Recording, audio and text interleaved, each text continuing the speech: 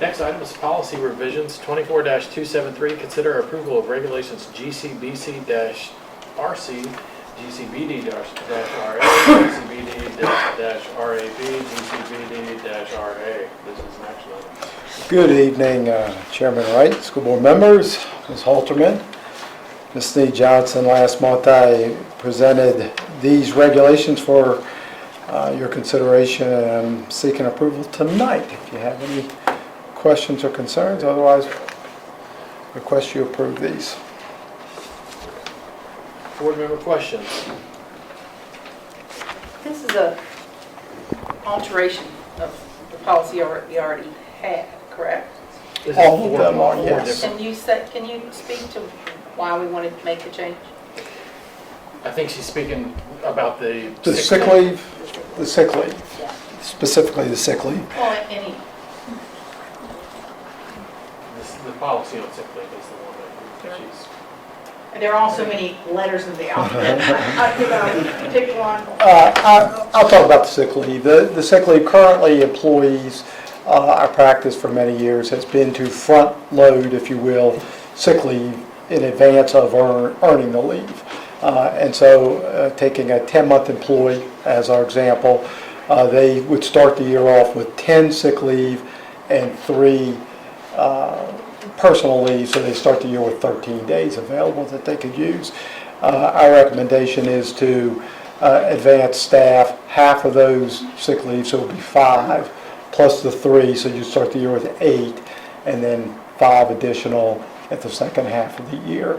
What we have experienced, and this is a conversation that has been ongoing with our payroll, and this has been a discussion. Regional HR directors have been having this discussion as well. Other divisions such as ourselves are experiencing some folks that have left the division, however have utilized sick leave that they never earned. So if you have 10 days, you may come in and use all those sick leave days and leave the division at Christmas, let's say. But actually you haven't earned half of those days. That's my example. And so we're running into more and more of those scenarios. And so that is in part what we are considering.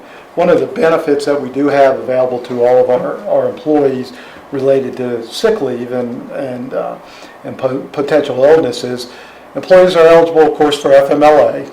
And so they can apply for that, which protects the position, and that's a federal regulation.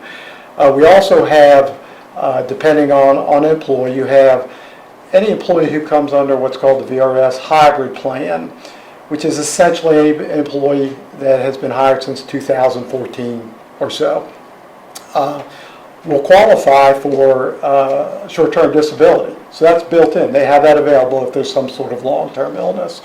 Employees VRS Plan 1 or Plan 2 are eligible for the Division Sick Leave Bank, which we maintain. Pretty much all of our employees who are in either Plan 1 or 2 are members of that plan.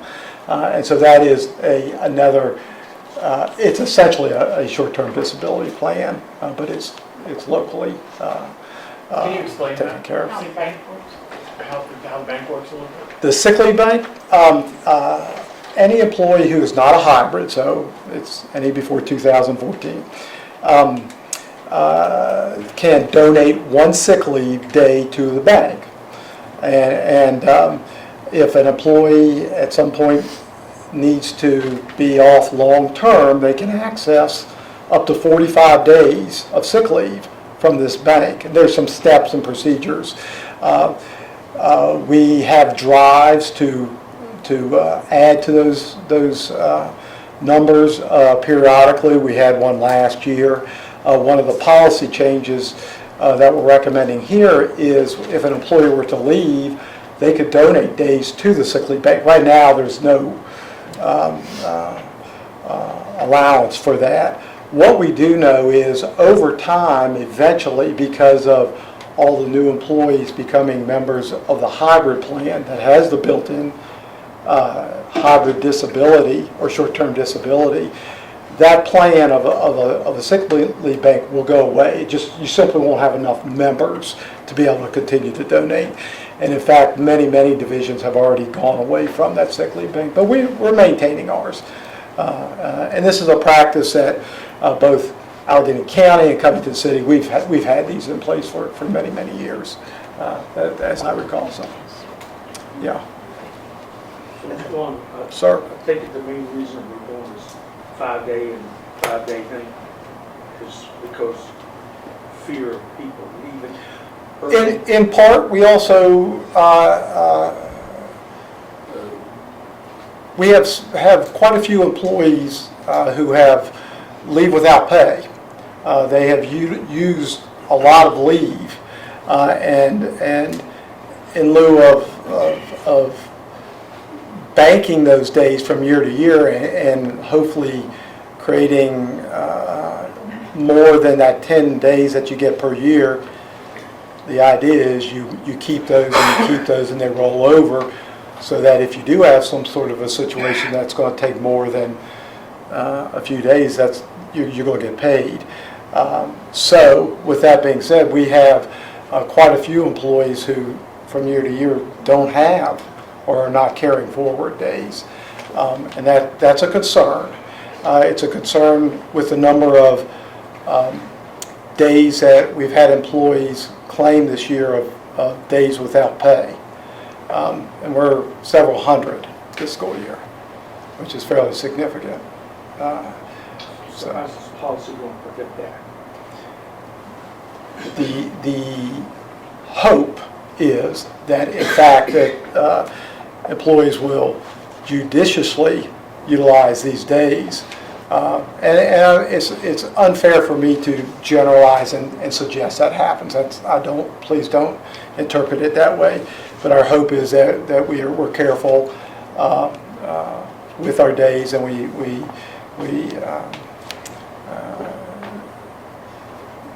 it's a tough call at times, where, particularly coming off of COVID, we don't want sick, just like children, we don't want sick employees. But at the same time, we want employees at work.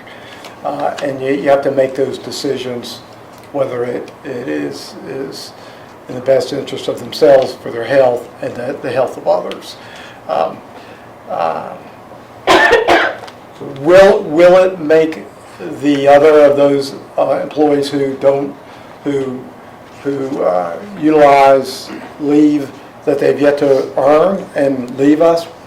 I don't know that it would change that. Hopefully it will. I can't say that it will. If there was a lot of pushback from the teachers on it, would it be just as easy to have a policy that says, if I advance you 5 days, and when you leave, 5 days are going to come out of your last check? Well, that's what we have now. That's what we would do now. The problem has been you have employees who have utilized all of these days. They end up with leave without pay. They have no money generated. They can't even cover potentially health insurance. And so there's no money to recover. If we've had employees, and there have been employees that have left mid-year for a variety of reasons, and if in fact they had utilized more days than were allotted at that time, we have recovered that. Are we concerned that this policy could hurt us in teacher recruitment? No. Because, I mean, if I was a new person coming out of college, a neighboring school is offering more sick days, I would worry about that. Yeah, I don't know that to be. It's not that somebody else is offering more sick days. It's how and when they are allotted. Sort of like rationing. In the business world, you will find most, and there's divisions that also you earn 1 day per month as you accrue those days, and that is a typical practice you find in business world. But 100% of employees' sick days roll over year to year to year. Yes. They don't ever lose them. No. But you're concerned with the employees that have already burned through their 10 days and their 3 personal days, and then they're left in the second semester with having to In take. part, yes. We've heard from some teachers that have made a case, and they have respectfully and professionally approached us about why it would be, it's going to be hard on some of the teachers that are trying not to come to school sick or trying to deal with family issues. Having our staff in the buildings teaching our children is critically important. We have a great pool of substitutes, but we can't cover every opening, and we have many, many, many days where we don't have all our positions covered because of absenteeism. We want our children in school, and we need our staff at work. With the same concerns that children will talk about is you don't want a sick child, nor do you want a sick employee.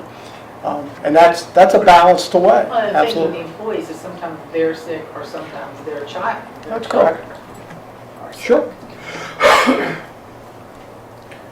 Why don't we not have everybody have short-term disability? The VRS changed this an offering back, again, 2014. This was a change from VRS. Was not considered before then. As I recall, our employees are offered short-term disability that they can purchase through insurance companies. They have the ability to do so. It is, Payroll reduction? yeah, oh, yes, you could do that. It is much less expensive to be a member of the sick leave bank than to take short-term disability. So as not getting paid, not to work. Yeah. But that's, if I'm off for a long time, I know we used to in office, we did give them days off. And then we went to a short-term and long-term disability because I found that the people, if you had a baby or you had appendicitis or something, you wasn't there 2 or 3 days and out and back home and to work. Right. So we got rid of that and got the short-term, that way it protect them for the long haul. Right.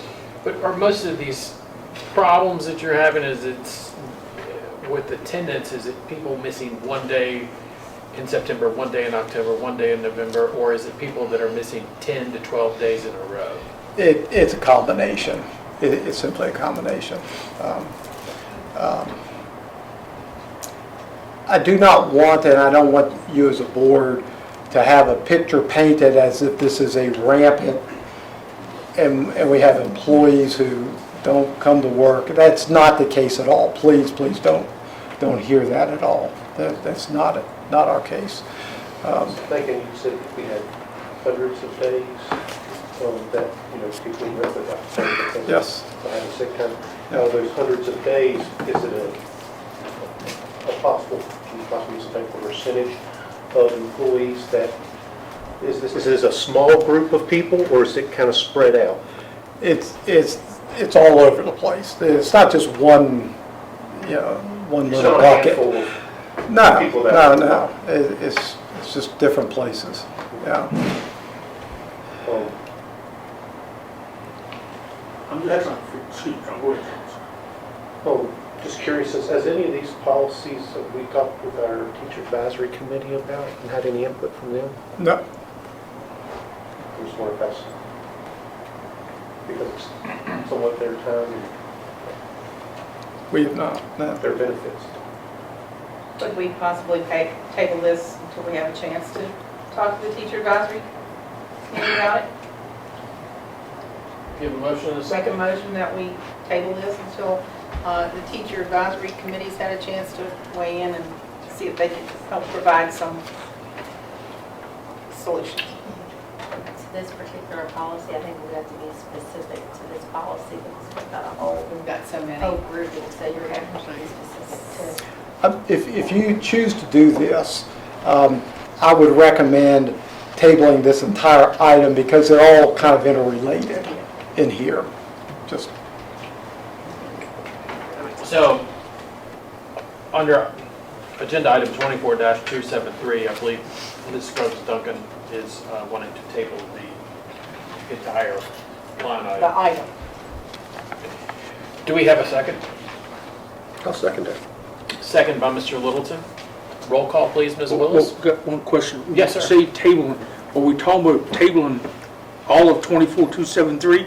Or are we Yes. talking about one That particular was part? All of Just them. all four policies. They're all tied. They're all They're all interrelated. intertwined, okay. These are, yes. Her motion would be to table 24-273 entirely. I don't want to have to repeat all those acronyms. What's our illustrious leader say? Appreciate the conversation tonight. It's a very interesting challenge that we're facing with attendance, and absolutely defer to Fred and Rebecca on their expertise on the exact nature of the challenge. One of the things I was thinking as we were talking is there may be some confusion across a variety of populations, maybe even sometimes with our employees, on the VRS plan types, what folks are eligible for, those kinds of things. And if we do decide to table this evening, that's certainly up to the board. We can get you some more information on that. We can get some other people some more information on that. It may be helpful. You know, the one of the policies here that I'm excited about, and I want to point this out because I think this is a really neat benefit potentially for our employees who remain in VRS plans 1 and 2, is that last policy that ends in RAA that allows those sick leave bank donations. We run into a lot of situations right now where an employee may legitimately be in a situation where they may need more days. There's not a good way to donate into that bank. So that's a piece that I think there's pretty universal excitement about. You know, we understand the conversation about the incoming employees, but they are under the hybrid plan.